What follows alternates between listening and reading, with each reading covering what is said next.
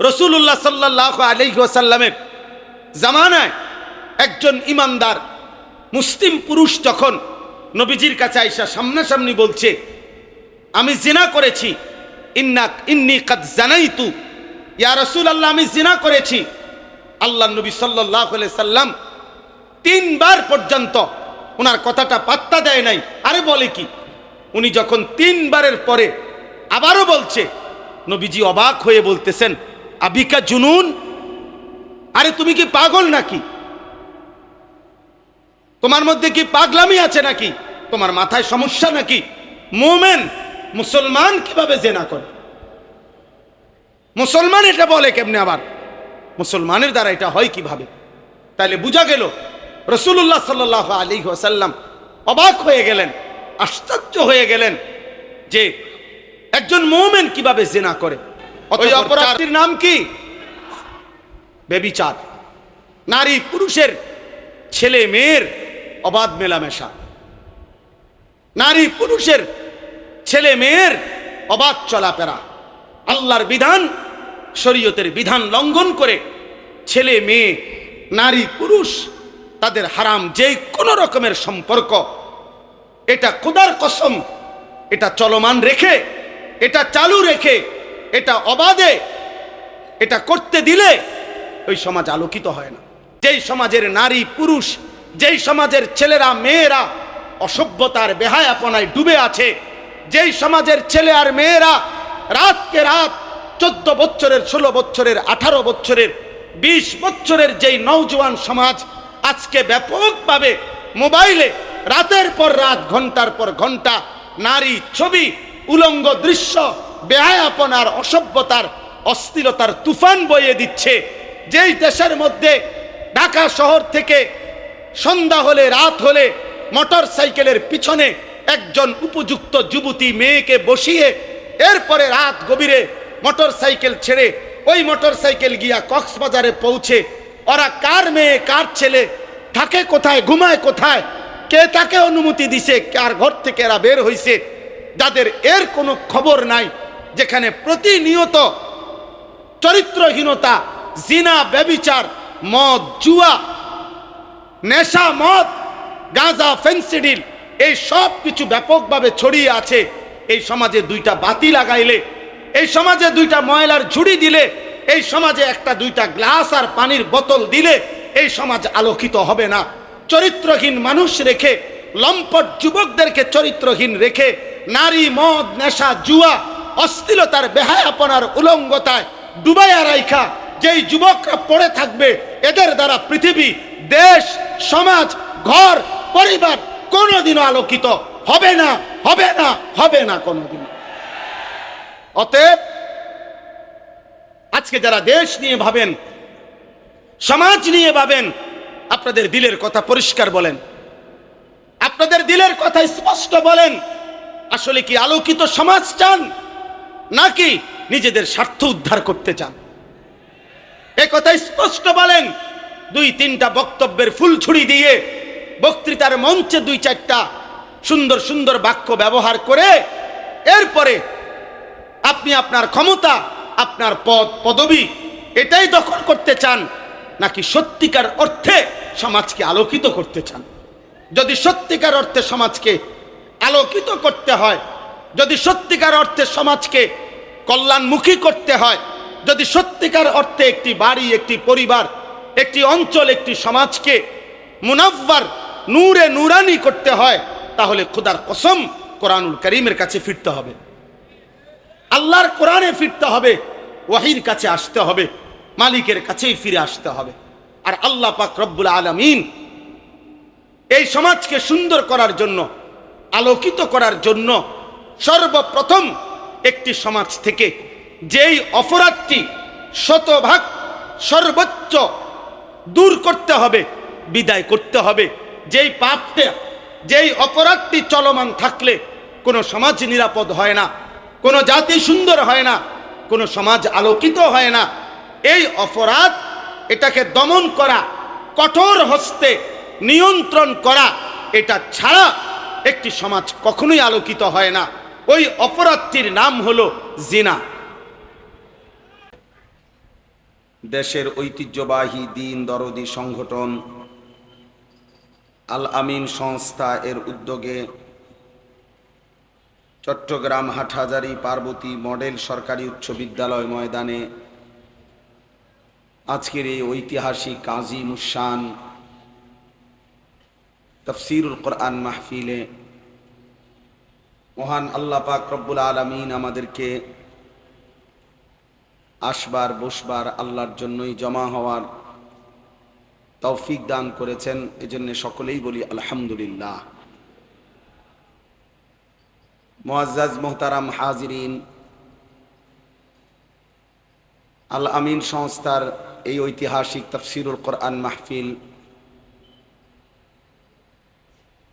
এই মঞ্চ, এই স্টেজ এবং বয়ানের এই চেয়ার সবসময় বুজুর্গ শীর্ষ ওলামায়ে কেরাম অলংকৃত করে থাকেন। মূলত এই মঞ্চে, এই স্টেজে, এই চেয়ারগুলোতে এদেশের শ্রদ্ধেয় ওলামায়ে কেরামই শোভা পান। আমাদের মহান বুজুর্গ ওলামায়ে কেরামের সোহবত এবং সান্নিধ্যে ওনাদের দোয়ার জন্যেই, দোয়ার উদ্দেশ্যেই আমাদের এই ছোট্ট সামান্য একটু সময়ের জন্য বসা। বাস্তবতা হলো এখানে বাংলাদেশের সমস্ত শিষ্য বুজুর্গ হযরত ওলামায়ে কেরাম আগেও বসতেন, এখনও বসে আছেন। আল্লাহ তাআলা তাদের মাথার ছায়া আমাদের উপরে দীর্ঘায়িত করেন, আফিয়তের সাথে আমাদের এই মহান বুজুর্গ হযরতদের হায়াতে তৈয়বা আফিয়া আল্লাহ তাআলা দান করেন, আমিন। পবিত্র কোরআনুল কারীমের 18 নম্বর পারা 24 নম্বর সূরা, সূরাটার নাম হচ্ছে সূরায়ে নূর। এই সূরার শুরু থেকে 3টি আয়াত, প্রথম 3 আয়াত আমি আপনাদের সামনে তেলাওয়াত করেছি। অল্প একটু সময়ের মধ্যে ইনশাআল্লাহ এই 3টি আয়াতকে সামনে রেখে সামান্য কিছু কথা আমরা আরজ করতে চাই। আল্লাহ তাআলা আমাদেরকে তৌফিক দান করেন। আপনাদের কাছে আমার একটা বিশেষ অনুরোধ, কমপক্ষে প্রয়োজনের মুহূর্তে তো 2-1টা শব্দ করে। মাশাআল্লাহ, আপনারা এমন নীরব শ্রোতা। বাংলাদেশের সময়ের আলোচিত একজন শীর্ষ আলেমে দ্বীন আল্লামা হাবিবুল্লাহ মাহমুদ কাসিমি দামাত বারাকাতুহুমুল আলিয়া হযরত এতক্ষণ বয়ান করলেন। শ্রোতা হিসাবে তো আরেকটু সাড়া শব্দ করা উচিত, কিছু হুঁ হাও তো কওয়া উচিত। তো কেউ তো কোনো লড়েনও না, আওয়াজও করেন না, মাথেনও না, বুঝলাম না আমি। আসলে সকলেই বলেন আলহামদুলিল্লাহ, আরো জোরে বলেন আলহামদুলিল্লাহ, সবাই বলেন আলহামদুলিল্লাহ। হযরত ওলামায়ে কেরাম যেই বয়ান করছেন ধারাবাহিক, সেখানে প্রয়োজনের মুহূর্তে তো কিছু শব্দ হ্যাঁ না ভালো মন্দ বলবেন। আল্লাহ তাআলা আমাদেরকে তৌফিক দান করেন। কোরআনুল কারীমের এই সূরাটির নাম হচ্ছে সূরায়ে নূর। এই সূরার প্রথম 3 আয়াত আমি তেলাওয়াত করেছি। সূরায়ে নূর এই শব্দটি শুনবার দ্বারাই আমরা বুঝলাম এই নূর এই শব্দটি আমাদের কাছে পরিচিত শব্দ। আমরা সবাই বুঝি এর স্বাভাবিক অর্থ হচ্ছে আলো। কোরআনুল কারীমের এই সূরার মধ্যে মহান আল্লাহ পাক রব্বুল আলামিন একটি আয়াতের মধ্যে এই শব্দটি হুবহু উল্লেখ করেছেন, আল্লাহু নূরুস সামাওয়াতি ওয়াল আরদ। আল্লাহই হচ্ছেন সেই সত্তা, সেই মালিক, এই আসমান ও জমিনের সবকিছু যিনি আলোকিত করেন, শুধু আসমান এবং জমিন আলোকিত করেন না, বরং তিনি যাকে পছন্দ করেন তাকে ঈমান এবং হেদায়েতের নূরে আলোকিত করেন। এই কথাটাকে আল্লাহ তাআলা ওই আয়াতের মধ্যে অনেক চমৎকার অসাধারণ উদাহরণের মাধ্যমে আল্লাহ তাআলার আলোটা কিভাবে ছড়িয়ে পড়ে, আল্লাহ তাআলার আলোটার অবস্থান কেমন, আল্লাহ পাক আলোকিত করেন, এটা খুব চমৎকার উদাহরণের মাধ্যমে মহান আল্লাহ পাক রব্বুল আলামিন উল্লেখ করেছেন। সেটা ওই সূরার আয়াতের তাফসিরে ইনশাআল্লাহ যথাসময়ে ধারাবাহিক কখনো সুযোগ হলে উপস্থাপিত হবে। আর এই সূরাটির তাফসিরের শুরুতে আছে, এই সূরাটির আরেকটি মহান উদ্দেশ্য হলো, এই সূরার মূল লক্ষ্য উদ্দেশ্য হলো একটি পরিবার, একটি সমাজ সংশোধন করা, একটি পরিবার সুন্দর করা, একটা সমাজ সুন্দর করা। অর্থাৎ একটি পরিবার এবং একটি সমাজকে আলোকিত করা।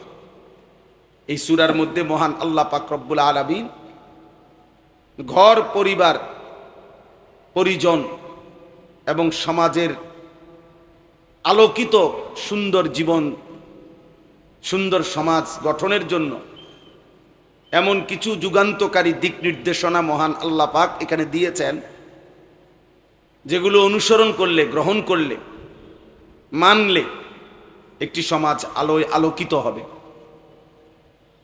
এজন্য সমাজ এবং ঘর পরিবার আলোকিত করার জন্যে কার্যকর পদ্ধতি, কার্যকর ব্যবস্থাপনা, দিক নির্দেশনা এই সূরার মধ্যে আছে। এই জন্য এই সূরাটিকে সূরায়ে নূর মুফাসসিরিনে কেরাম ব্যাখ্যা করে থাকেন। এমনিতে কোরআনুল কারীমের সকল সূরার নাম তাও ওয়াহির মাধ্যমেই নির্ধারিত, এটা কারো পরামর্শে সিদ্ধান্ত হয় নাই, বরং মহান আল্লাহ পাক রব্বুল আলামিন ওয়াহির মাধ্যমেই রাসূলুল্লাহ সাল্লাল্লাহু আলাইহি ওয়াসাল্লামের কাছে আয়াত সূরা যেমন নাজিল করেছেন, তো নামগুলোও মহান আল্লাহ তাআলার পক্ষ থেকেই নির্ধারণ করে রেখেছেন। এজন্য কোরআনুল কারীমের সবকিছুই ওয়াহির মাধ্যমে। কোরআনুল কারীমের তাফসীর এবং ব্যাখ্যার জন্য এই কারণে সর্বোচ্চ সতর্কতা অবলম্বন করা ভীষণ জরুরি, অনেক বেশি জরুরি, অনেক বেশি জরুরি। তাফসীরের কিতাবের মধ্যে আছে কমপক্ষে কোরআনুল কারীমের তাফসীর করার জন্য মৌলিক মোটা দাগে 6টি বিষয়ের প্রতি অবশ্যই লক্ষ্য রাখতে হবে। 1 নাম্বার, কোরআনুল কারীমের তাফসীর, একটি আয়াতের তাফসীর করতে হবে প্রথম কোরআনেরই ভিন্ন কোনো আয়াতের মাধ্যমে, তাফসীরুল কোরআন বিল কোরআন। 2 নাম্বার, কোরআনুল কারীমের আয়াতের তাফসীর করতে হবে রাসূলুল্লাহ সাল্লাল্লাহু আলাইহি ওয়াসাল্লামের হাদিস এবং সুন্নাহর আলোকে। 3 নম্বর, কোরআনুল কারীমের তাফসীর করতে হবে রাসূলুল্লাহ সাল্লাল্লাহু আলাইহি ওয়াসাল্লামের সাহাবায়ে কেরামের বক্তব্যের আলোকে, ব্যাখ্যার আলোকে। 4 নম্বর, কোরআনুল কারীমের তাফসীর করতে হবে সাহাবাদের কাছ থেকে যারা দ্বীন শিখছেন, ঈমান আমল শিখছেন, ইলম শিখছেন, যাদেরকে তাবিঈন বলা হয়, তাবিঈনদের বক্তব্যের আলোকে, ব্যাখ্যার আলোকে। 5 নাম্বার, কোরআনুল কারীমের তাফসীর বিশুদ্ধ আরবি ভাষা রীতি, আরবি ভাষায় এই শব্দের ব্যবহার, নিয়ম কানুন, আরবি ব্যাকরণের যাবতীয় নিয়ম, আরবি ভাষার যাবতীয় ব্যবহার রীতি অবলম্বন করে কোরআনুল কারীমের তাফসীর করতে হবে, যেহেতু এটা আরবি ভাষা। 6 নম্বর হলো কোরআনুল কারীমের যিনি তাফসীর করবেন তার আকলে সেলিম থাকতে হবে, অর্থাৎ ঈমান, আমল, তাকওয়া, এলেম আমলের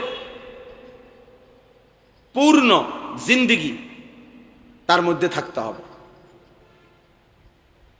একটি পবিত্র জীবন, ঈমান, আমল, তাকওয়া পূর্ণ জীবন, চলনে বলনে আচরণে উচ্চারণে দিলে জবানে লেনদেনে উঠা বসায় তাকওয়া থাকতে হবে, এলেমের গভীরতা থাকতে হবে এবং পূর্ববর্তী 5 সূত্র থেকে তাফসীর করছেন এরকম যোগ্যতা সম্পন্ন, মানসিকতা সম্পন্ন হইতে হবে। এই কথাটা বলার আমার একটা উদ্দেশ্য আছে। এই কথাটা বলার উদ্দেশ্য হলো আমাদের দারুল উলুম দেওবন্দ মাদ্রাসা বা আমরা যারা উলামায়ে দেওবন্দ বলে থাকি, আরো সহজ কথায় যারা কওমি মাদ্রাসার উলামায়ে কেরাম, মাঝে মাঝেই উনারা আমাদের সমাজে যখনই কেউ নিজস্ব মন গড়া, নিজস্ব চিন্তা চেতনা প্রসূত এবং এই পিছনের যে 5টি উৎস বললাম, কোরআন থেকে, রাসূলুল্লাহ সাল্লাল্লাহু আলাইহি সাল্লামের হাদিস সুন্নাহ থেকে, সাহাবায়ে কেরামের ব্যাখ্যা বক্তব্য থেকে, তাবিঈনদের ব্যাখ্যা বক্তব্য থেকে, বিশুদ্ধ আরবি ভাষা জ্ঞান এবং আরবি ব্যাকরণের বিভিন্ন রীতিনীতি সম্পর্কে জ্ঞান রেখে এবং ঈমান, আমল, তাকওয়ার উপরে ভিত্তি করে আকলে সালিমের ভিত্তিতে যারাই তাফসীর করে না, বরং নিজস্ব খেয়াল খুশি, নিজস্ব মন বুদ্ধি বিবেচনা প্রসূত কোনো ব্যাখ্যা জাতির সামনে আল্লাহর কোরআনের কোনো কথার পেশ করতে চায়, তো সর্বপ্রথম প্রতিবাদে ফুঁসে ওঠে যারা, সর্বপ্রথম ভুল ধরিয়ে দেয় যারা, তারা হক্কানি উলামায়ে দেওবন্দ। এটা যুগ যুগ ধরে উলামায়ে দেওবন্দের একটা বৈশিষ্ট্য, কওমি মাদ্রাসার উলামায়ে কেরামের একটা বৈশিষ্ট্য, যার কারণে অনেক সময় এই কথা শুনতে হয় যে উলামায়ে কেরাম কওমি মাদ্রাসার ফিতনা করে, বিবাদ করে, বিভক্তি করে, ইত্যাদি ইত্যাদি।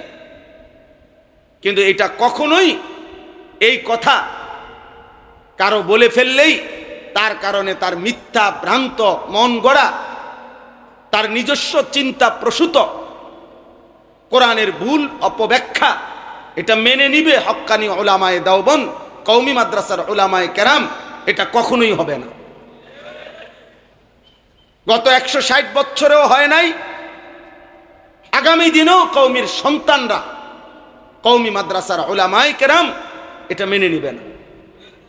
এই জন্য আমরা প্রতিবারই আমাদের পূর্বসূরি আসলাফ ও আকাবের থেকে আমাদের এটা উত্তরাধিকার যে আমাদের উলামায়ে কেরাম কোরআন এবং সুন্নাহর যখনই কেউ ভুল ভ্রান্ত মন গড়া নিজস্ব বুদ্ধি বিবেচনা প্রসূত কোনো ব্যাখ্যা দেয়, উলামায়ে দেওবন্দ কওমি মাদ্রাসার উলামায়ে কেরাম তার বিরুদ্ধে নিশ্চিত প্রতিবাদ করে, এটা করেও আছে, আগামী দিনেও করতে থাকবে।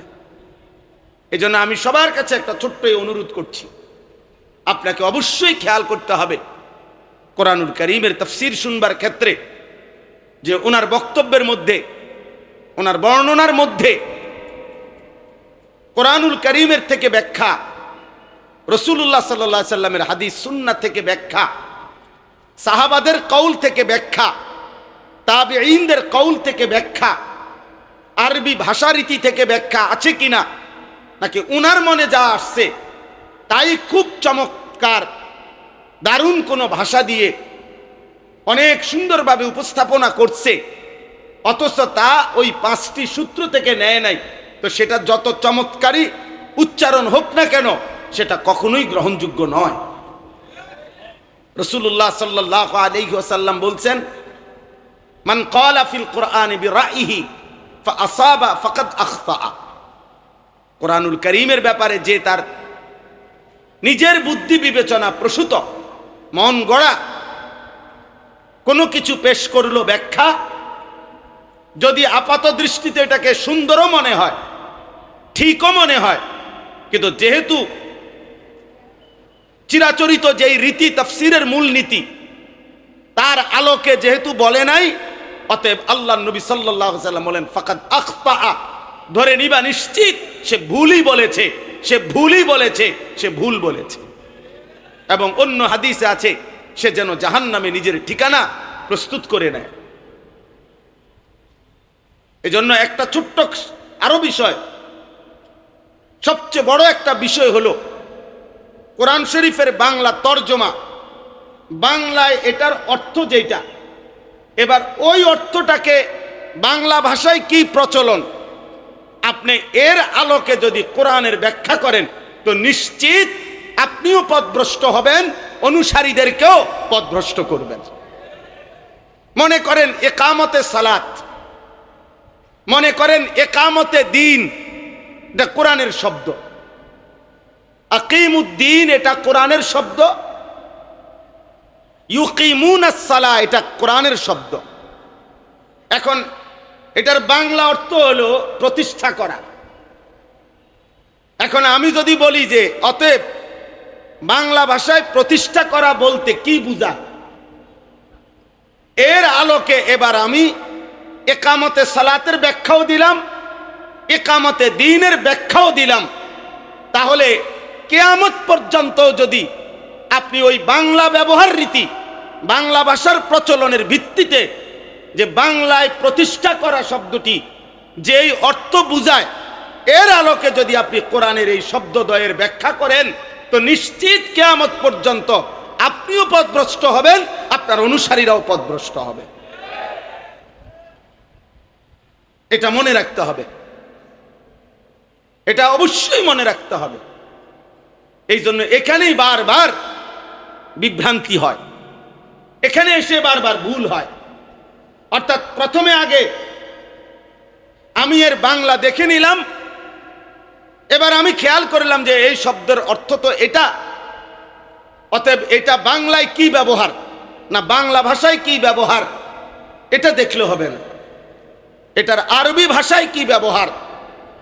এবং পূর্ববর্তী মুফাসসিরিনে কেরাম, সাহাবায়ে কেরাম, তাবিঈন, রাসূলুল্লাহ সাল্লাল্লাহু আলাইহি ওয়াসাল্লামের হাদিস এবং সুন্নাহ, ইকামতে সালাত মনে করেন ইকামতে দ্বীন, এটার ব্যাখ্যা ওনারা যা করছেন, যা বলছেন, যা বুঝাইতে চাইছেন, কিয়ামত পর্যন্ত ওইটাই ব্যাখ্যা। আপনার নিজস্ব মন গড়াটা কশ্চিন কালেও ইকামতে দ্বীনের ব্যাখ্যা হইতে পারে না। এই জন্য বারবার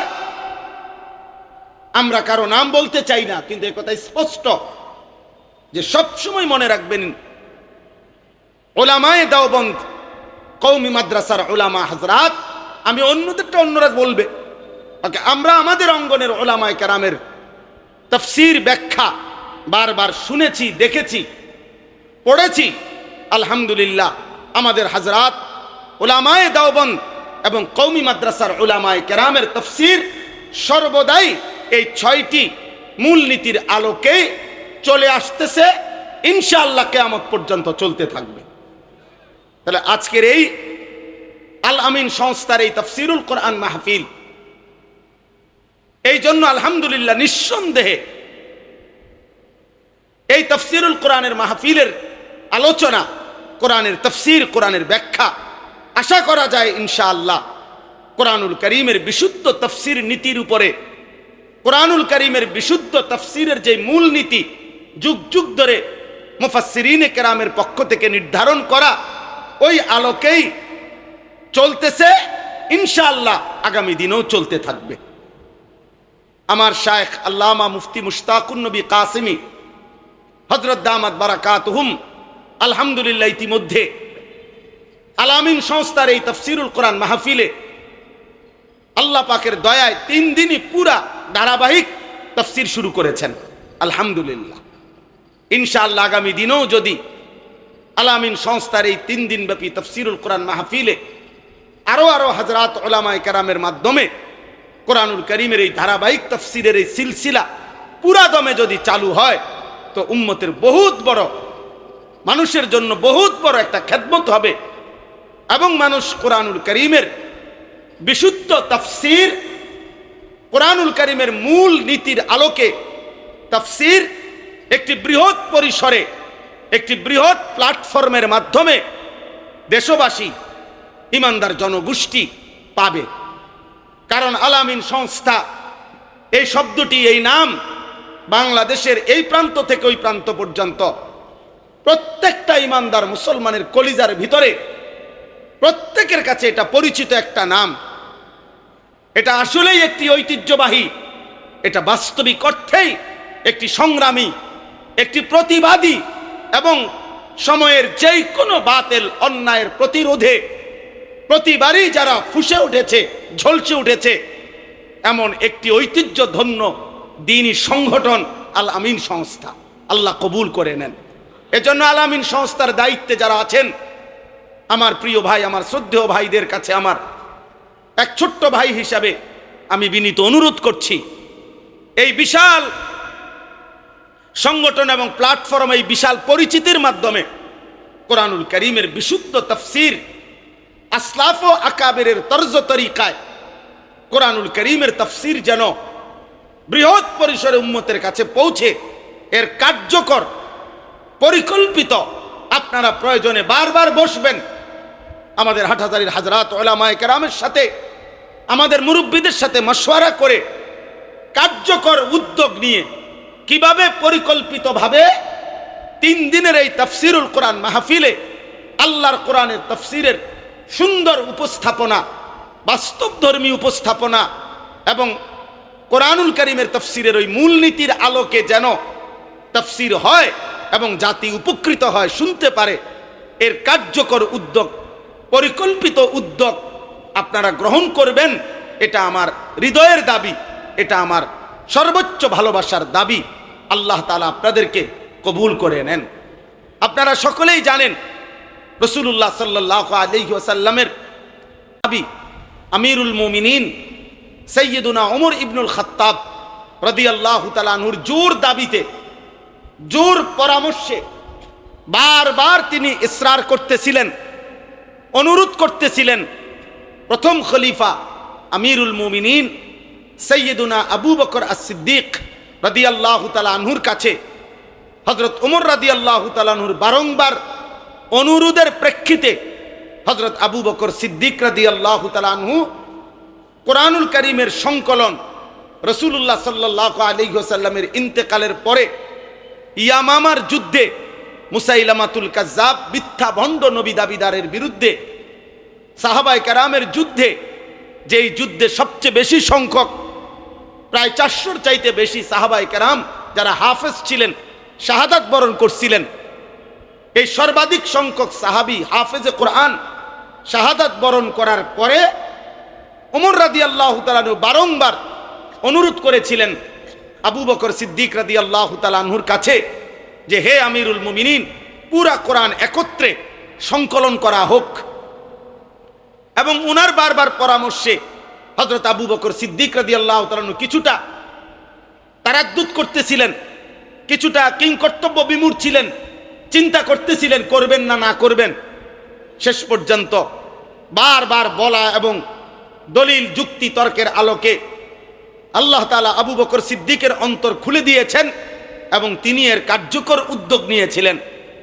এবং রাসূলুল্লাহ সাল্লাল্লাহু আলাইহি ওয়াসাল্লামের মাত্র 16 বৎসর বয়সী সাহাবী হযরত যায়েদ ইবনে সাবিত রাদিয়াল্লাহু তাআলা আনহু, ওনাকে অন্যতম দায়িত্বশীল বানিয়ে, যিনি ছিলেন একজন কাতেবে ওয়াহি, নবী সাল্লাল্লাহু আলাইহি সাল্লামের কাছে থেকে যিনি আল্লাহর কোরআন নবীজির জামানায় লিখতেন, ওনাকে জিম্মাদারি দিয়ে আরো সাহাবীদের বোর্ড গঠন করে হযরত আবু বকর সিদ্দিক রাদিয়াল্লাহু তাআলা আনহু পুরা কোরআন একত্রে নবী সাল্লাল্লাহু আলাইহি সাল্লামের ইন্তেকালের পরে উনার খেলাফত আমলে সংকলনের উদ্যোগ নিছিলেন।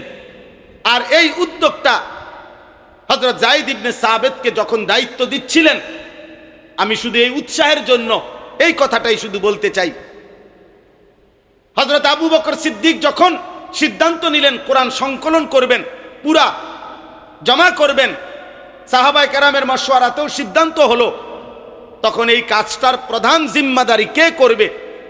লক্ষের চাইতে বেশি সাহাবীর কাছে ভিন্ন ভিন্ন কোরআন, কারো কাছে এক আয়াত, দুই আয়াত, এক সূরা, দুই সূরা এরকম ছিল। তো সবগুলোকে একসাথ করা, পরীক্ষা নিরীক্ষা করা, যাচাই বাছাই করা, লিখিত কপি, আবার যারা হাফেজ, যে যেটুকু কোরআনে হিফজ করতে শিখছেন ওনার থেকে ওইটুকু আবার মিলাইয়া নেওয়া, এই সমস্ত সাহাবীর কাছে গিয়ে ওনার মুখস্থটাও শোনা, আবার লিখিত ওনার কাছে যেদ্দুর আছে অদ্দুরও যাচাই বাছাই করে একত্র করা, এত বড় বিশাল একটা দায়িত্ব, অনেক বড় কাজ ছিল এটা। সেটা এই 16 বছর বয়সী যায়েদ ইবনে সাবিত রাদিয়াল্লাহু তাআলা আনহুকে যখন প্রদান করে আবু বকর সিদ্দিক রাদিয়াল্লাহু তাআলা আনহু দিতে চেয়েছিলেন, কিতাবের মধ্যে আছে সাইয়্যিদুনা আবু বকর সিদ্দিক তখন ওনাকে বলছিলেন যে, হে যায়েদ, তুমি এই কাজটা করতে পারবা কিনা? অর্থাৎ রাসূলুল্লাহ সাল্লাল্লাহু আলাইহি সাল্লামের এই মুহূর্তে জীবিত সকল সাহাবীর কাছে কোরআনের যার কাছে যেটুক লিখিত আছে ওইটা একত্র করবা, যার মুখস্থে যেটুক আছে ওইটা শুনবা, এরপরে লিখিত কফির সাথে মুখস্থ বর্ণনা তেলাওয়াত ওইটা মিলাইয়া এরপরে একটা একটা আয়াত, একটা একটা অক্ষর, শব্দ, বিন্দু বিন্দু একত্র করবা কোরআন। এত বড় কাজটি তুমি করতে পারবা কিনা এই অল্প বয়সে?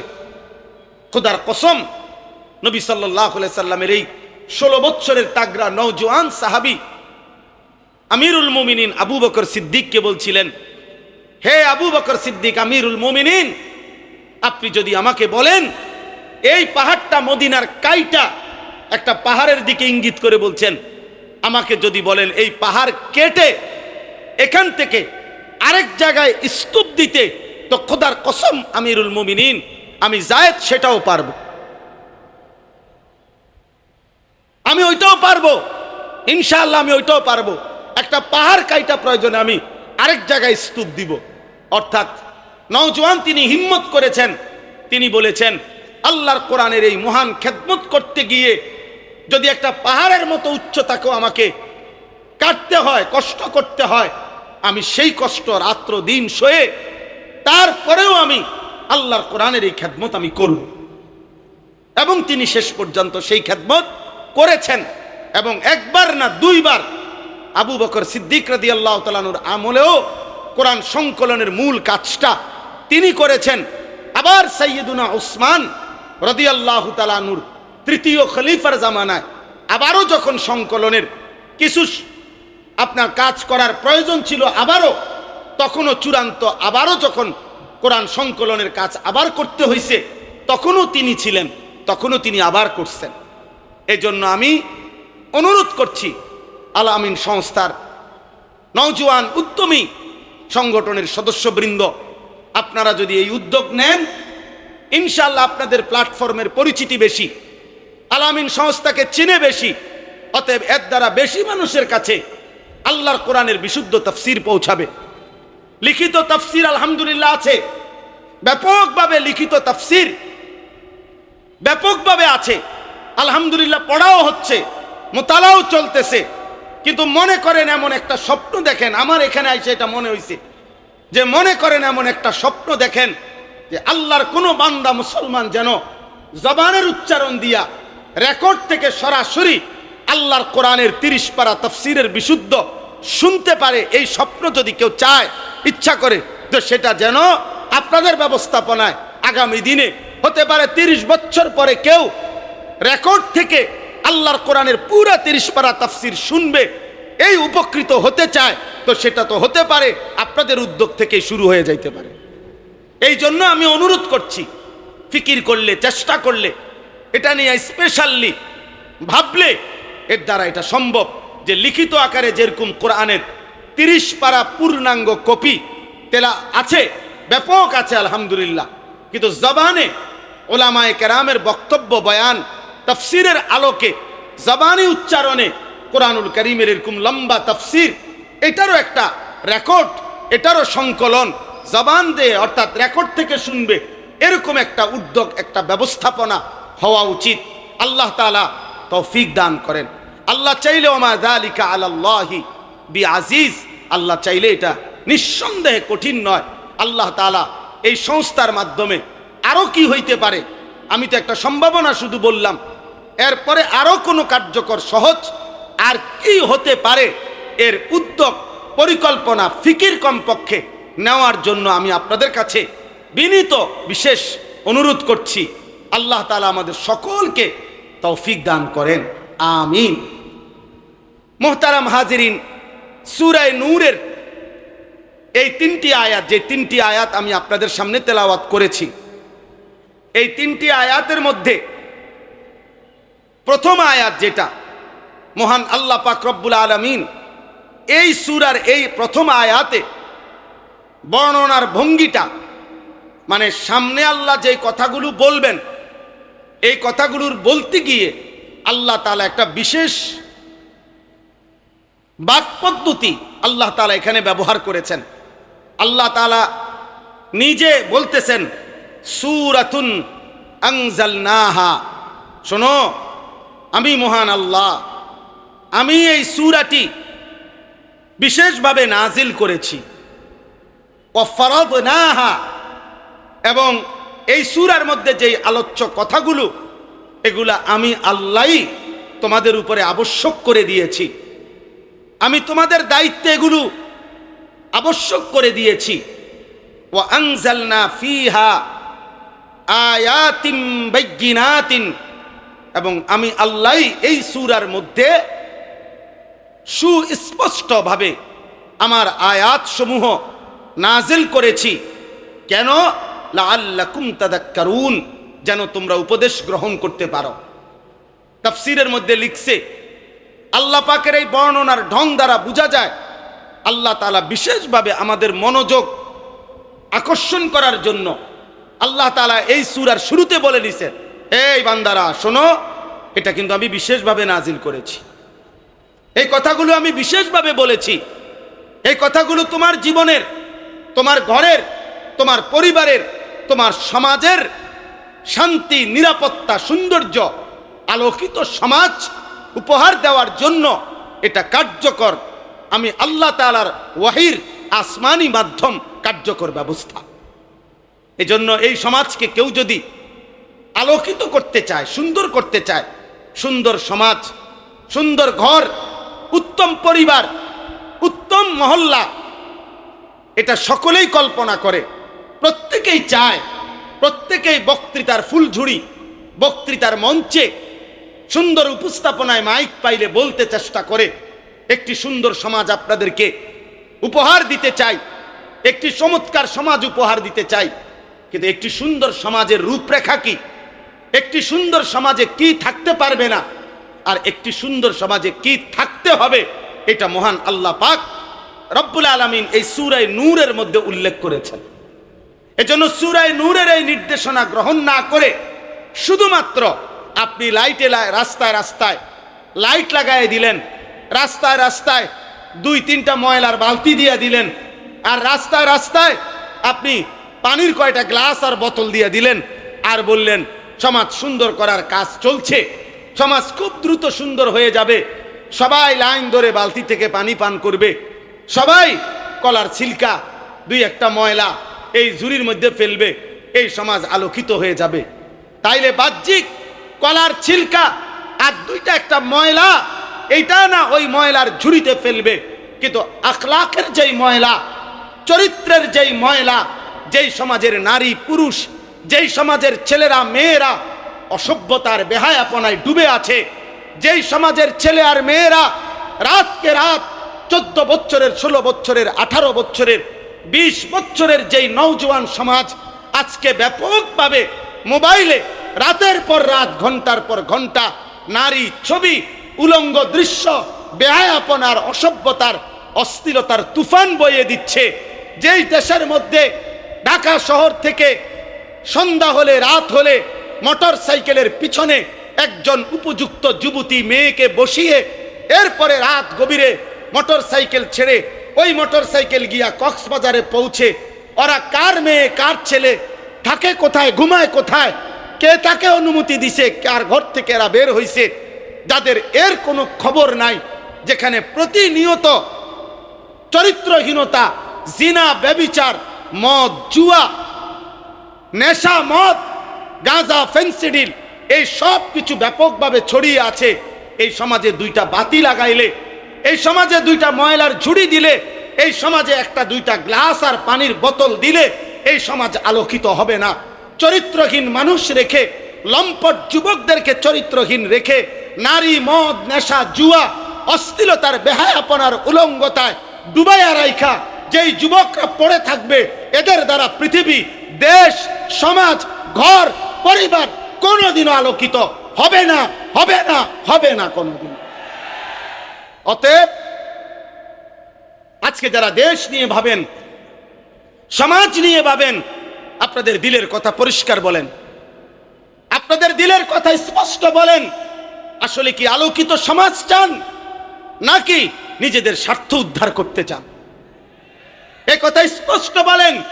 দুই তিনটা বক্তব্যের ফুলছুরি দিয়ে, বক্তৃতার মঞ্চে দুই চারটা সুন্দর সুন্দর বাক্য ব্যবহার করে এরপরে আপনি আপনার ক্ষমতা, আপনার পদ পদবি এটাই দখল করতে চান, নাকি সত্যিকার অর্থে সমাজকে আলোকিত করতে চান?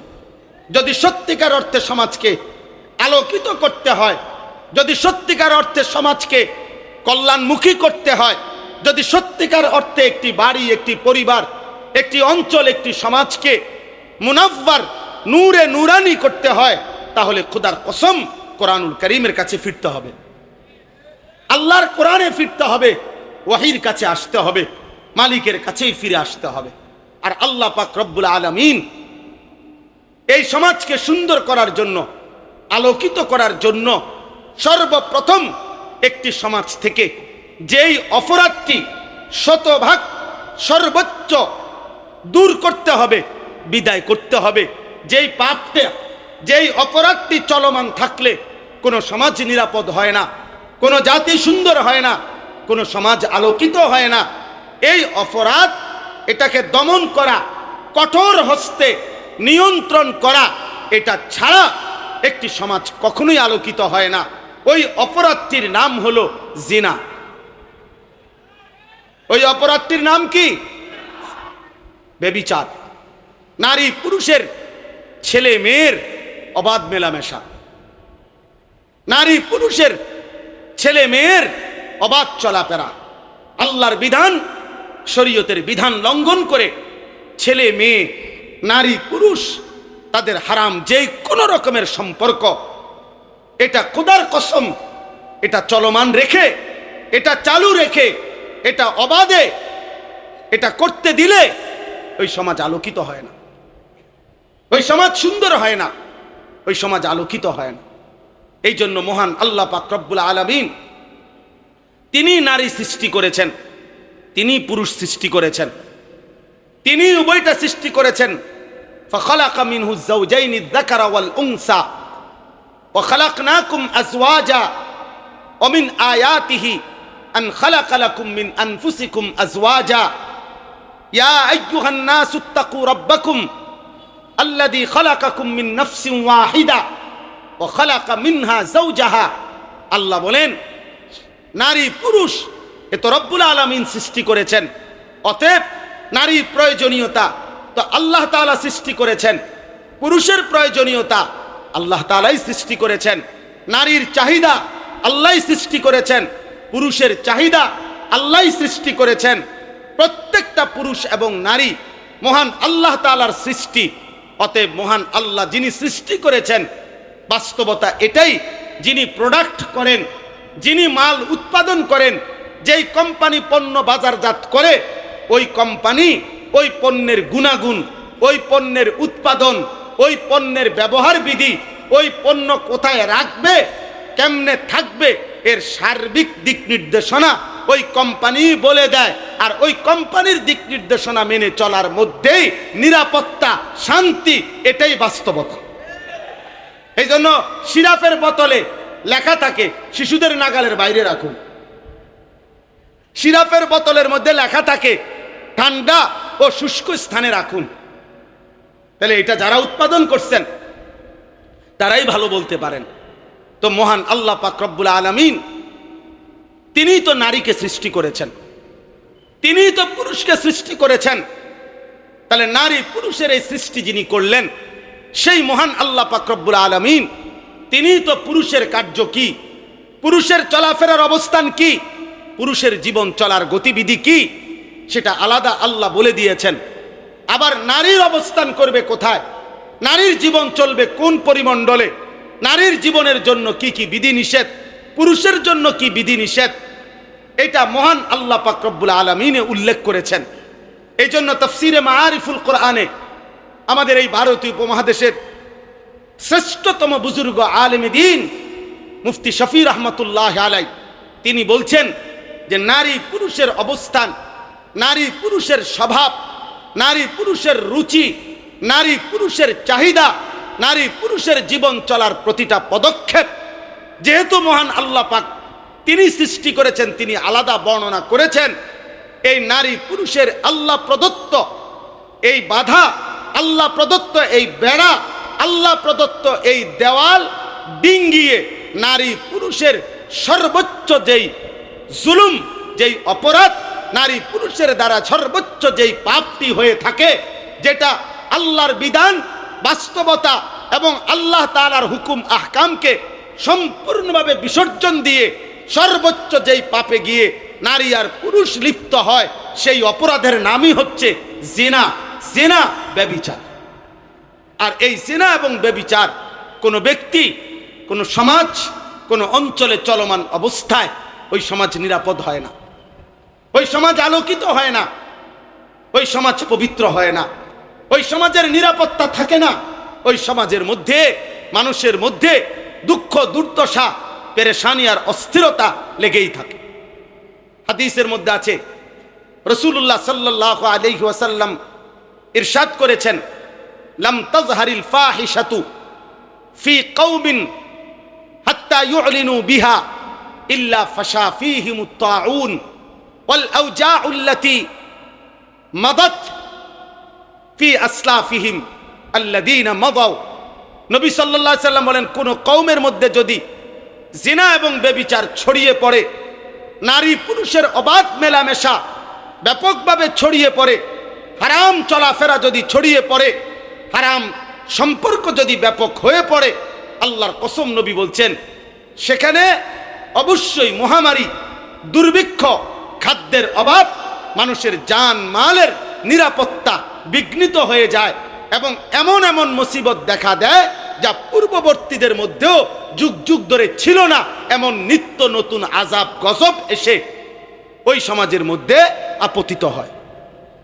আল্লাহ নবী সাল্লাল্লাহু আলাইহি সাল্লাম বলেছেন, যদি কোনো সম্প্রদায়ের মধ্যে জিনা এবং ব্যভিচার ব্যাপক হয়ে যায়, নারী পুরুষের অবাধ চলাফেরা, অবাধ হারাম মেলামেশা, অবাধ হারাম সম্পর্ক ছেলে মেয়ের যদি ব্যাপক হয়ে যায়, আল্লাহ নবী সাল্লাল্লাহু আলাইহি ওয়াসাল্লাম বলেছেন, ইল্লা কাসুরা ফীহিমুল মাউত।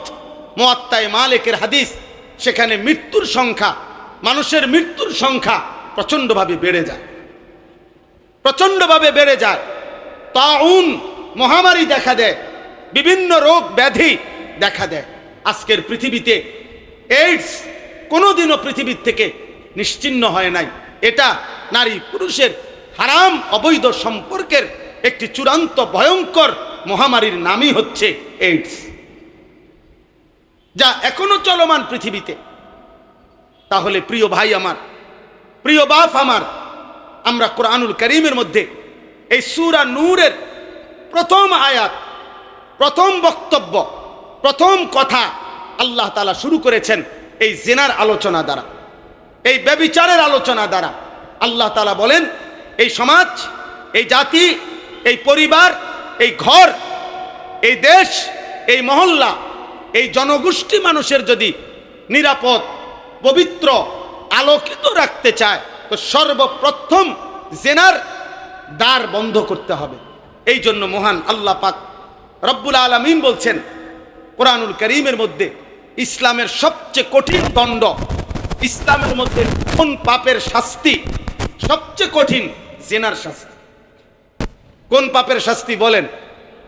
আমাদের বিশ্ববিখ্যাত মুফাসসির শেখুল হাদিস দারুল উলুম দেওবন্দের শ্রেষ্ঠতম সন্তান, যিনি অল্প সময় পূর্বে ইন্তেকাল করেছেন, হযরত মাওলানা সাঈদ আহমদ পালনপুরি রাহমাতুল্লাহ আলাই, তার বিশ্ববিখ্যাত তাফসীর হেদায়াতুল কোরআন, এই হেদায়াতুল কোরআন তাফসীরের মধ্যে তিনি এই বিষয়ের উপরে লম্বা আলোচনা লিখছেন। একটা মৌলিক কথা বলছেন উনি, যে জিনা এবং ব্যভিচারের শাস্তি আপাত দৃষ্টিতে বাহ্যিক দুনিয়াতে স্বাভাবিকভাবে কোনো মানুষ শুনলে আঁতকে ওঠে, কাইপা ওঠে, লাফ মাইরা ওঠে, যে কি ভয়ঙ্কর শাস্তি, কি ভয়ঙ্কর। কিছু কিছু ভদ্রলোক সভ্য পৃথিবীর আধুনিক দাবিদার, ওরা ইসলামের জিনার শাস্তি আর ব্যভিচারের শাস্তি দেখলে আঁতকে ওঠে, বলে কি বর্বরতা, কি জঘন্যতা, কি মারাত্মক শাস্তি। অথচ বাস্তবতা হলো তিনি লম্বা আলোচনার মাধ্যমে এটা যুক্তি দিয়ে, প্রমাণ দিয়ে, বিশ্লেষণ করে প্রমাণ করেছেন জিনা এবং এই ব্যভিচারের শাস্তি। মহান আল্লাহ পাক এখানে বলছেন, আয-যানিয়াতু ওয়াজ-যানি ফাজলিদু কুল্লা ওয়াহিদিম মিনহুমা মিআতা জালদা। আল্লাহ তাআলা বলেন, জিনাকারী পুরুষ, প্রথমে বলছেন নারী, ব্যভিচারিণী নারী এবং ব্যভিচারী পুরুষ, এই দুইজনের শাস্তি কি? আল্লাহ তাআলা বলছেন, ফাজলিদু কুল্লা ওয়াহিদিম মিনহুমা মিআতা জালদা। আল্লাহ তাআলা বললেন, তাদের উভয়কে, ওই মেয়েকে, নারীকে এবং পুরুষকে 100 চাবুক দিয়ে বেত্রাঘাত করো, চামড়ার উপরে বেত্রাঘাত করো। মিআতা জালদা, আরবিতে চাবুক বলাই হয় যেটা চামড়া দিয়ে বানানো হয়, যার কারণে এই চামড়ায় তৈরি চাবুক দ্বারা তার দেহে, তার শরীরে 100 করে বেত্রাঘাত করো। তাফসীরের মধ্যে বিস্তারিত ব্যাখ্যা আছে, ইজমায়ে উম্মত, তাওয়াতুর হাদিস এর মাধ্যমে কথা প্রমাণিত যে এই শাস্তিটি অবিবাহিত ছেলে এবং মেয়ের জন্য। কোনো মেয়ে যদি অবিবাহিত হয়, কোনো ছেলে যদি অবিবাহিত হয়, তাহলে তাদের জিনা ব্যভিচারের শাস্তি হলো 100 চাবুক দিয়ে বেত্রাঘাত। কিন্তু আল্লাহর নবী সাল্লাল্লাহু আলাইহি সাল্লামের বিশুদ্ধ হাদিস, কোরআনুল কারীমের মানসুখকৃত আয়াত, যেটা মুতাওয়াতির হাদিসের দ্বারা প্রমাণিত, যে বিবাহিত পুরুষ এবং নারী যদি জিনা করে, যেটাকে আমাদের সমাজে পরকীয়া বলে, অর্থাৎ বিবাহিত পুরুষ জিনা করেছে, বিবাহিত নারী ব্যভিচার করেছে, তো আল্লাহর বিধান হলো তাকে পাথর মেরে রজম, হত্যা করা, তাকে এই পৃথিবী থেকে বিদায় করে দেওয়া, এই পৃথিবী থেকে নিশ্চিহ্ন করে দেওয়া, নিশ্চিহ্ন করে দেওয়া। আল্লাহ তাআলা বলেন, ওয়ালা তাখুযকুম বিহিমা রাফাতুন ফি দীনিল্লাহ। আল্লাহ বলছেন, মুমিন, অন্যদের কথা বাদ দাও, কাফের, মুশরিক, বেঈমান, নাস্তিক, মুরতাদ কি বলবে, মুনাফিক কি বলবে, এর ধার ধাইরো না। তবে তোমরা মুমিনদের কাছে, ইমানদারের কাছে আমি আল্লাহ বলে দিলাম যে আমি আল্লাহ আরহামুর রাহিমিন, আমি রহমান, আমি রাহিম, আমি সত্তার, আমি আল্লাহ সেই মালিক যে বান্দার গুনাহ গোপন রাখি, বান্দার গুনাহ লুকিয়ে ফেলি। আমি সেই মালিক, আসমান ছোঁয়া গুনাহ পর্যন্ত আমি আল্লাহ মাফ করে দিতে রাজি। কিন্তু আমি আল্লাহ বললাম, জিনা এবং ব্যভিচার যদি নিশ্চিত প্রমাণিত হয় শরীয়তের বিধানের আলোকে, তাহলে এদেরকে অবিবাহিত হলে 100 বেত্রাঘাত করা, আর বিবাহিত হইলে পাথর মেরে হত্যা করা, এই বিধান কার্যকর করার ক্ষেত্রে তোমাদের কারো অন্তরে যেন এক জাররা বিন্দু পরিমাণ কোনো দয়া, মায়া না আসে। এখানে আবেগ দেখাইও না, এখানে ভালোবাসা দেখাইও না, এখানে সস্তা আহ্লাদ, দয়া মায়া দেখাবে না। আমি আরহামুর রাহিমিন, আমি রহমের দরিয়া, রহম আমার থেকে আসে, দয়া মায়া আমি আল্লাহর থেকে আসে। আমার সিফাত দয়া মায়া, সেই দয়া মায়ার সিফাত আমি রহমান রাহিম, আমি সিদ্ধান্ত দিলাম। এমন জঘন্য, এমন নাফরমান আমার জমিনে থাকার অধিকার নাই, অধিকার নাই। এরপরে আল্লাহ তাআলা বলছেন, কোন মানুষের জন্য শারীরিক শাস্তি, এটা যেমন তার জন্য কষ্টকর, মানুষের উপস্থিতিতে লজ্জা পাওয়া এটাও তার জন্য অনেক বেশি কষ্টকর। একে তো ফিডা খাইলো, আবার এতগুলো মানুষ দেখলো, এতগুলো মানুষ শুনলো। এই জন্য আল্লাহ তাআলা এই শাস্তিটার উপরে আবার বলছেন ওয়ালিয়াশহাদ আযাবাহুমা তাইফাতুম মিনাল মুমিনিন। মুমিনদের একটা দল, একটা ভারী জামাত মুমিনদের যেন এই নাফরমান পাপীদের, জিনাকারী ছেলে মেয়ে, পুরুষ নারী, এদের শাস্তি কার্যকর করার সময় তারা যেন সশরীরে সচক্ষে উপস্থিত থাকে, তারা যেন দেখে, তারা যেন দেখে।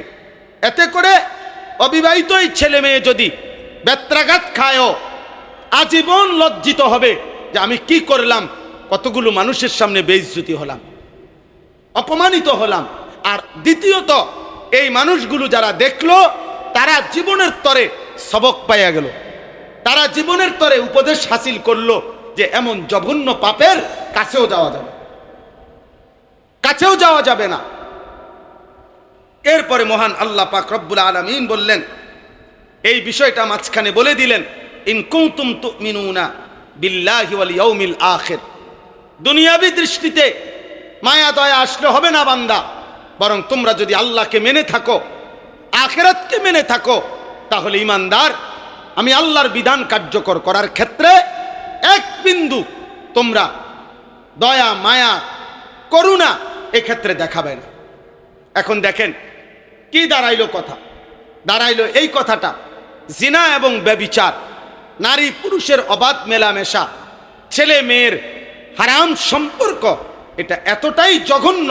মহান আল্লাহ পাক রব্বুল আলামিন ইসলামী শরীয়তে আল্লাহর বিধানের মধ্যে আমিরুল মুমিনিন মুসলিম রাষ্ট্রের খেলাফতের সবচেয়ে কঠোর যেই শাস্তিটা নির্ধারণ করেছেন সেটা হলো এইটা।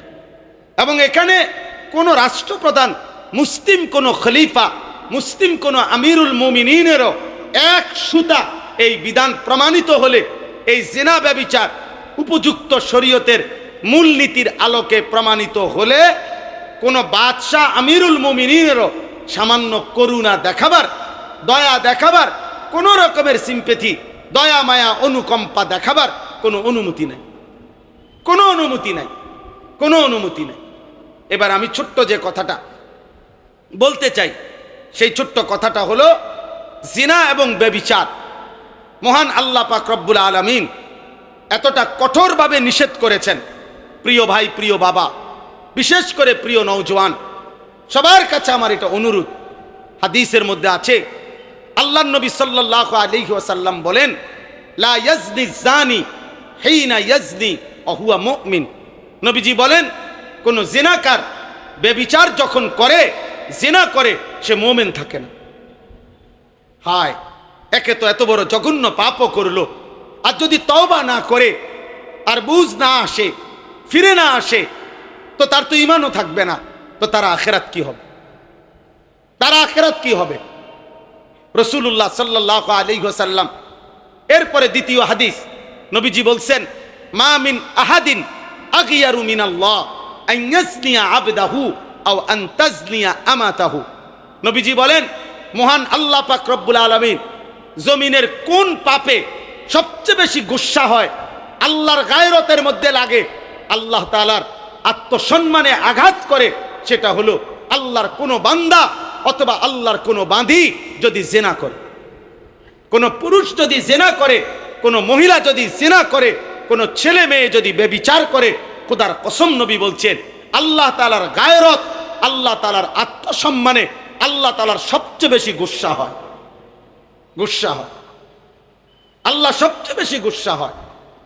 হাদিসের মধ্যে আছে রাসূলুল্লাহ সাল্লাল্লাহু আলাইহি ওয়াসাল্লামের জামানায় একজন ইমানদার মুসলিম পুরুষ যখন নবীজির কাছে আইসা সামনাসামনি বলছে, আমি জিনা করেছি, ইন্নী কাদ জানাইতু ইয়া রাসূলুল্লাহ, আমি জিনা করেছি।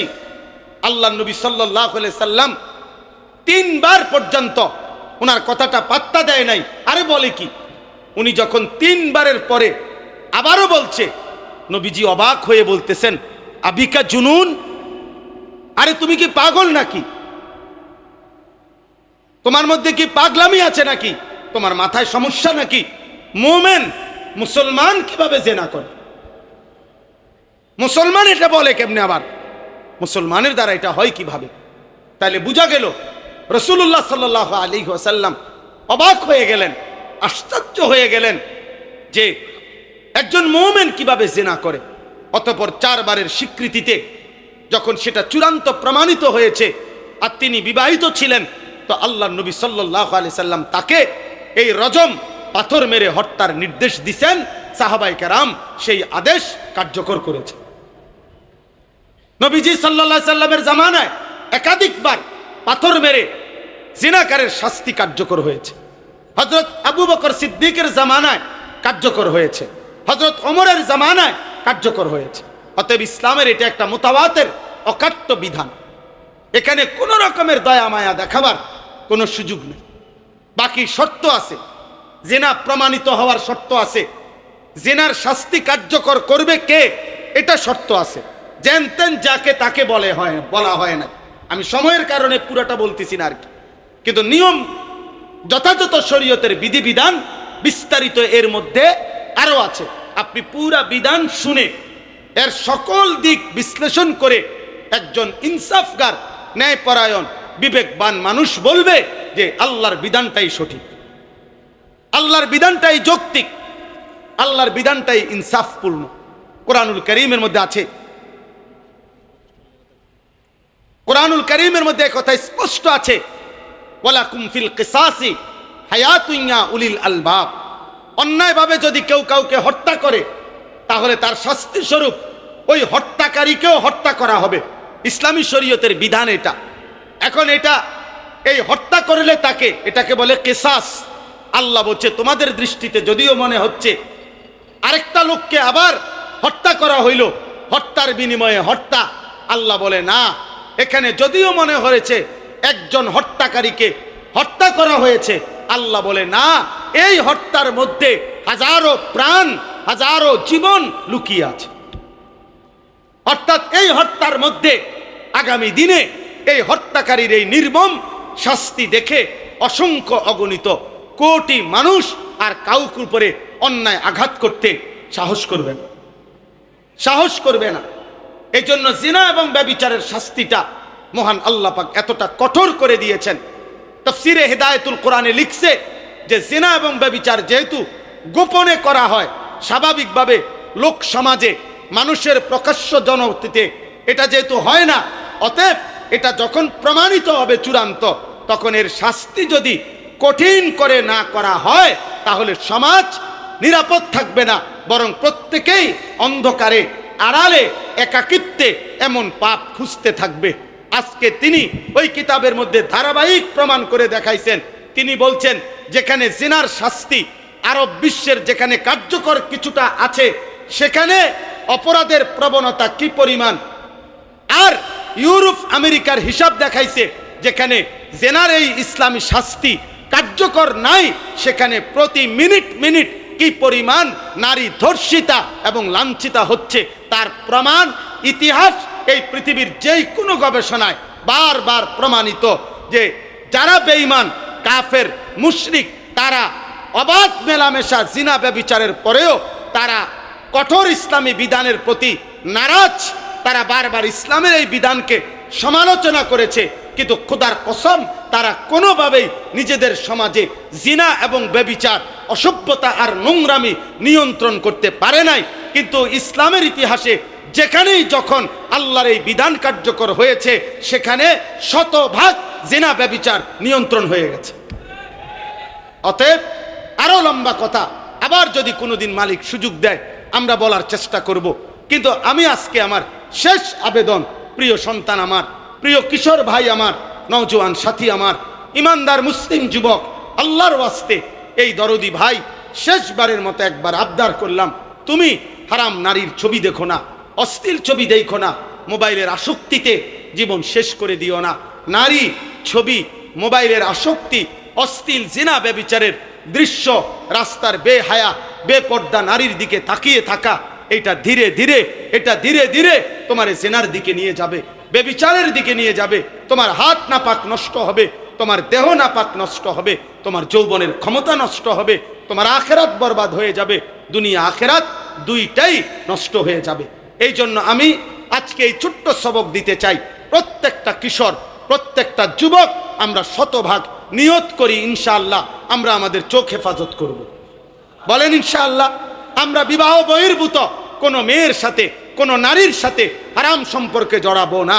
বলো ইনশাআল্লাহ, বলো ইনশাআল্লাহ। ভাই নওজোয়ান, তুমি যদি চরিত্রে পবিত্র হও, তোমার চরিত্র যদি পবিত্র হয়, তোমার শৌর্য বীর্য যদি পবিত্র হয়, কলিজায় যদি আল্লাহর প্রতি ঈমান থাকে, ইনশাআল্লাহ এই পবিত্র চরিত্রের যুবক আগামী দিনে মাহাদির পক্ষে লড়বে ইনশাআল্লাহ। আগামী দিনে এমন ইমানদার যুবকের হাতে কালেমার পতাকা উড়বে ইনশাআল্লাহ। এজন্য দয়া করে ওলামায়ে কেরামের সোহবতে, আল্লাহওয়ালাদের, নেককার বুজুর্গদের সোহবতে আমরা থাকার চেষ্টা করব। ঈমান, আমল, আখলাক, চরিত্রের হেফাজত করব। শুধু শব্দে মানুষ ভদ্রলোক হয় না, বরং আখলাক আর চরিত্রেই মানুষ উত্তম এবং ভদ্রলোক হয়। নবীজি বলছেন, আকমালুল মুমিনিনা ঈমানান আহসানুহুম খুলুকান, সর্বাধিক পরিপূর্ণ মুমিন সে যার আখলাক যতটা সুন্দর। এই জন্য উত্তম আখলাকের জন্য ওলামায়ে কেরামের সান্নিধ্য, ওলামায়ে কেরামের লিখিত কিতাবাদি, দ্বীনি বইপত্র, দ্বীনি পুস্তকাদি, এগুলো একটা কার্যকর মাধ্যম। আমি অনুরোধ করব, এখানে অনেক ইসলামী বই আলহামদুলিল্লাহ বিক্রি হচ্ছে, সবাই চেষ্টা করবেন ইসলামী গুরুত্বপূর্ণ নির্ভরযোগ্য ওলামায়ে কেরামের কিতাবাদি কিনবার জন্য। আলহামদুলিল্লাহ এবারই আমার শায়েখ আরিফ বিল্লাহ হাকিমুন নফস আল্লামা মুফতি মুশতাকুন নবী কাসিমি হযরত দামাত বারাকাতুহুমের বয়ানের অনেকগুলো কিতাব আছে, যেগুলো দরদ মাখা, কলিজা মাখা কিতাব এখানে আছে, বিক্রি হচ্ছে। এবার আমার শায়েখের পছন্দের, ভালোবাসার, মহব্বতের একটা কিতাব আল ওয়াবিলুস সাইয়্যিব, যেখানে রাসূলুল্লাহ সাল্লাল্লাহু আলাইহি ওয়াসাল্লামের জিন্দেগীর সমস্ত জিকির, তাসবিহ, ওজিফা এগুলো কি পড়তেন এবং জিকিরের কি ফায়দা, গুরুত্ব, ওই কিতাবটাও এখানে বিক্রয় হইতেছে। এরকম সুন্দর সুন্দর অনেক কিতাব শায়েখের যেই কিতাবগুলো বিক্রি হয় ওই স্টলেও আছে, আশেপাশের স্টলেও আছে। আপনারা প্রত্যেকেই একটা, দুইটা, চারটা, পাঁচটা কিতাবও ক্রয় করবেন, ওলামায়ে কেরামের সান্নিধ্যে থাকবেন। আজকের এই তাফসীরুল কোরআন মাহফিলে বাকি বয়ানগুলোও শুনবেন। বলেন ইনশাআল্লাহ। আমার শায়েখ বয়ান করবেন, আরও হযরত ওলামায়ে কেরাম বয়ান করবেন। আগামী দিনে আল আমিন সংস্থার এই ঐতিহাসিক তাফসীরুল কোরআন মাহফিল বাংলাদেশ নয়, সারা পৃথিবীকে, প্রতিটা মানুষের কলিজাকে যেন আলোকিত করে, নূরানি করে। সূরা নূরকে সামনে রেখে আমি এই আহ্বান করে আমার কথা আজকের মতো এখানেই শেষ করলাম। আসসালামু আলাইকুম ওয়া রাহমাতুল্লাহি ওয়া বারাকাতুহু। সুবহানাল্লাহি ওয়া বিহামদিহি, সুবহানাকাল্লাহুম্মা বিহামদিক, আশহাদু আল্লা